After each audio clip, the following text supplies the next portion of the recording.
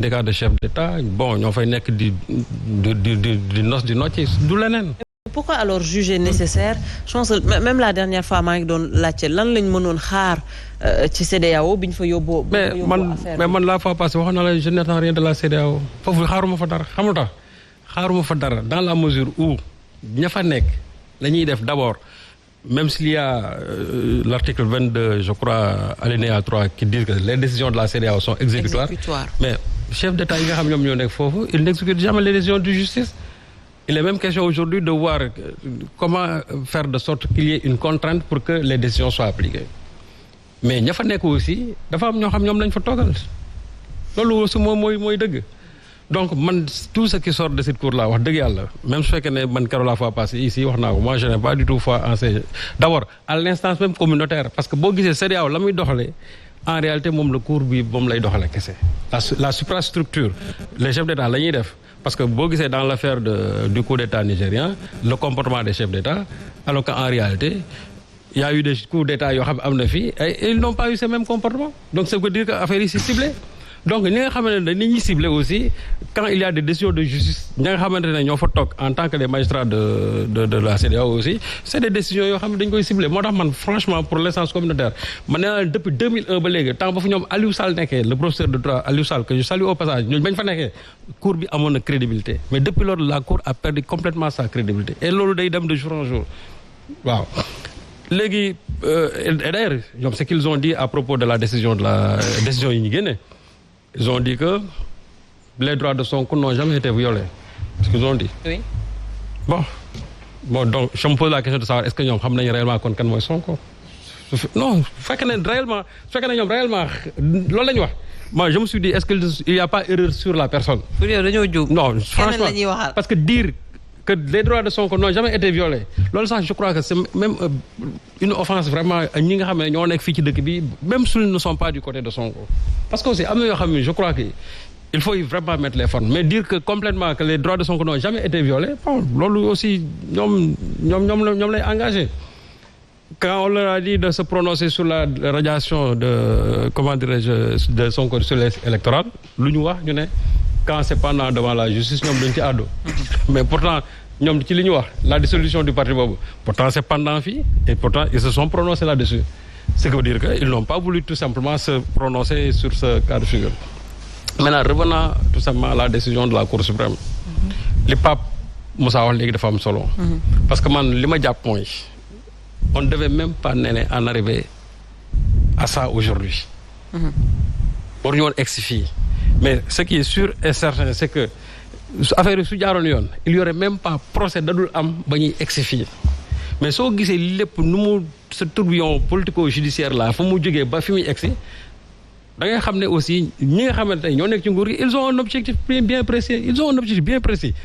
l'objectif bien précis c'est comme il l'avait avec Karim Wade comme il l'avait aussi avec Khalifa Sall il fallait écarter Karim il fallait écarter Khalifa maintenant c'est autour de Sonko il faut l'écarter c'est-à-dire par tous les moyens loolu mooy wax bi quels que soient les moyens qu'ils vont utiliser c'est-à-dire il faut tout faire pour que Sonko ne puisse pas se présenter à des élections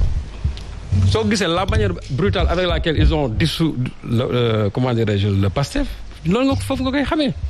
pour un rien c'est-à-dire c'est fondé sur amul benn c'est-à-dire simplement ci ndoxu bakkanu ministre bi ci lañ ko tasee ci leen amul benn décision boo xamante ni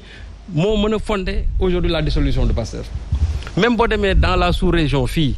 dissolution parti du jógee même du chef de l'État du jógee du ministre de l'État c'est-à-dire ça doit être une décision judiciaire motivée mais il y a qu'au Sénégal où la loi là nga xam ne c'est une loi obsolète depuis 89 jusqu'à aujourd'hui ñu bàyyi ko fi ça veut dire que aujourd'hui le chef de l'État moom il a tout le pouvoir pour dissoudre les partis des autres mais le président lui son parti il ne va jamais le dissoudre parce que bu fekkee ne moom mooy génne décret bi kii génne décret du mës a dissoudre partem c'est là où la loi quand même a failli dans les sourds Togo fii boo xoolee fii les pays là c'est-à-dire que toute dissolution de parti repose sur une décision judiciaire et je crois que là aussi homme politique ñoom dañ ci am une responsabilité donc pour dire tout simplement que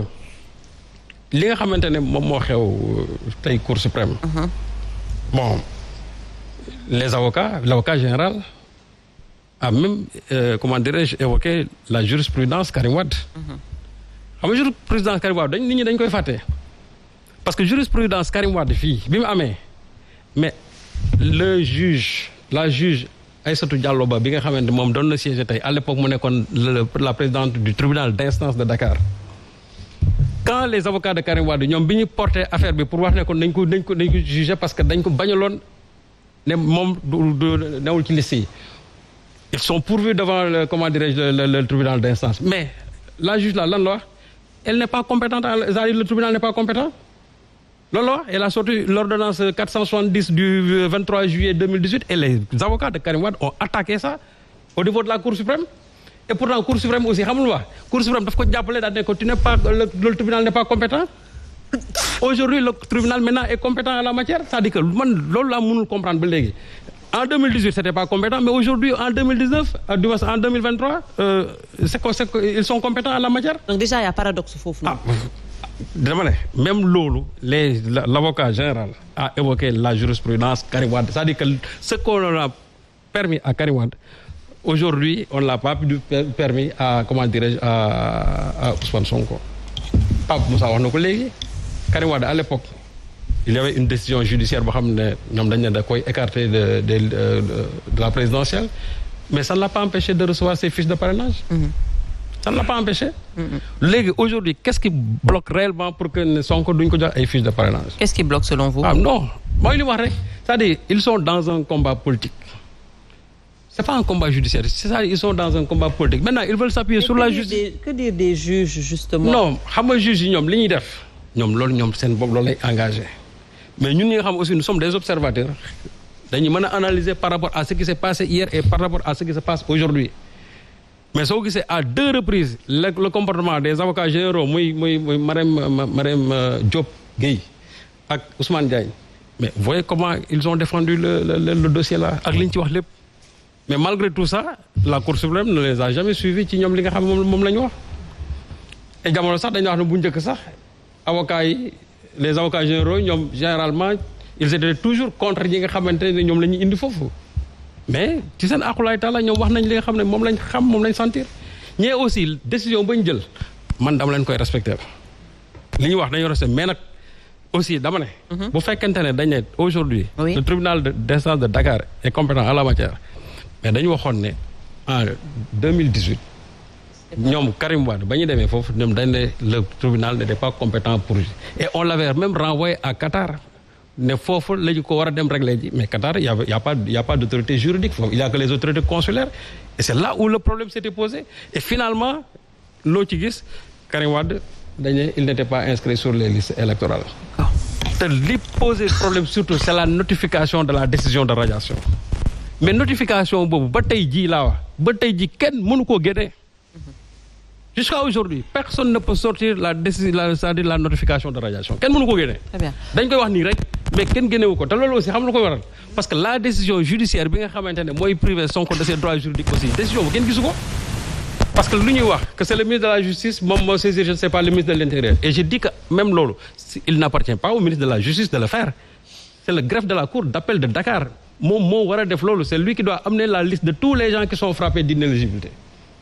mais loolu les gens n'ont qu'à se rendre au niveau de la cour d'appel pour voir réellement ndax loolu am na ba léegi décision de judiciaire boobu ba tey ji kenn mënu ko wax parce que décision judiciaire boobu moom moo war a indi la notification de radiation mais décision judiciaire boobu nit ñi gisuñu ko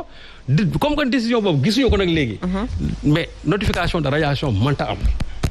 comme que notification de radiation mënta am nit ki kenn mënu ko radier des listes électorales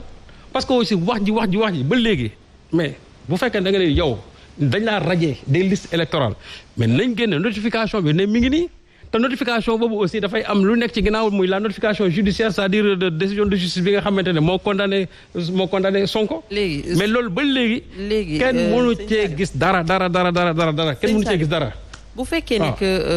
li ñu nekk di def nii yëpp wala di wax nii yëpp c'est purement et strictement politique. Quelles sont les chances aujourd'hui pour que Ousmane Sonko ñu réintégrer ko ci liste yi. ba mu mën a jot fiche de parrainage am wala ba mu mën a bokk ci élection yi. nee man je ne vais pas faire de la météo politique. gis nga ce qui se passe ici. man wax naa la ko nee naa le projet du pouvoir. je ne parle pas du projet de la justice le projet du pouvoir. mu bañ a bokk c'est faire de sorte que par A ou B Sonko du bokk ci élection yi. ak fu ñu mën a jaar c'est-à-dire fu ñu mën a jaar ñoom loolu lañ bëgg ndax dina am ñu leen ciy jàppale ndax duñu am ñu leen ciy jàppale mais ñoom loolu la ñu bëgg soo gisee l'affaire Mame Mbaye Niang mais ça a été clair parce que quand on a sorti le verdict bi nga xam moom la ñu jëkkoon génne. Les gens ont jubilé mais de façon éphémère pour revenir en disant que non peine bi doyul parce que la peine là mënul écarter Sonko xam nga loolu déjà même ci biir seen biir conférence de presse sax dañ koy wax mais pour dire que donc finalement le projet c'était quoi est-ce que dama doon raxas sama der wala ndax damaa bëgg nit ki ñu génne ko ci élection yi parce que man jàpp naa ne bu fekkee ne yow da nga ne dañoo yàq sa der bu doon 1 mois sax laa wax la ñu dóor waa ji sursis jox la 1 franc symbolique yow ragg nañ sa der mais ñu def la 2 mois nga ne doyul léegi lan moo doy léegi peine bi doy mooy 6 mois yi nga xamante du te yow du changé dara ci yow ne nga dañuy yàq sa der mais kay wax dëgg yàlla bu ñu nee kii la tuumaal door nañ ko 2 mois de sursis pour man jàpp naa la doy na mais puisqu'il fallait maintenant mettre une peine boo xam ne ça rend inéligible Sonko moo tax déjà et puis il faut voir aussi la célérité avec laquelle les gens accélèrent les procès de Sonko. Oui. Précision. Ce n'était pas Mame Mbaye lui-même moom moo mënoon a def appel pour ñu corser la peine. C'est le procureur. Qui exécutait la politique pénale du gouvernement moom moo dugal appel bi pour corser à 6 mois même dans l'affaire Sweet Beauté. Adji Sarr waaw Adji Sarr menace de mort viol. ñaar yooyu yëpp nee lañ teg c'est le procureur celui qui exécute la politique pénale du gouvernement. moo évoqué waat corruption de la jeunesse donc lépp c'est une exécution. léegi nee na ma jeexal donc pour dire tout simplement que man li ma jàpp mooy il faut pas que les gens là se triturent les méninges. ndax bu ñu demee au niveau je ne sais pas du tribunal d'instance ndax Sonko am na fa chance nii et cetera il faut pas que les gens se trompent dama ne su fekkoonte ne rek laa wax bëgguñu woon Sonko écarté ko ci élection yi procès moo dul am c'est-à-dire procès moo ci waroon a am. D'accord. Mais comme que lii ay procès am na ci bañ naan ay procès en diffamation aussi am na ci booba léegi te chaque fois bu ñuy wax li ñuy viser mooy il faut qu'il soit inéligible. Ça signifie que donc ils sont dans le processus c'est tout. Maître, est-ce que dina yomb tey ñu mën a dindi ci xelu population bi wala déjà ci li ñuy wax ci plateau bi rek nga mën a dindi ne que tout ce qui se passe c'est justement pour écarter Ousmane Sonko ci élection présidentielle yi la. xam nga ci plateau bi moom mënoo ko dindi maa ngi nuyu Pa Moussa Sarr dafa ñëw avec 2 bracelets Sonko aux mains. xam nga ku ñëw. non bracelet de la liberté moom maa jël engagement bi depuis lundi. ku ñëw avec 2 bracelets. non depuis lundi maa jël engagement bi ne le 17 la. boo nee. loolu bëgg a mënatul objectif. non mais attends évidemment boo nee politique la de justice. loolu ça ne surprend personne honnêtement mënoo ñëw ci plateau nga ne chroniqueur nga juriste nga ñëw avec.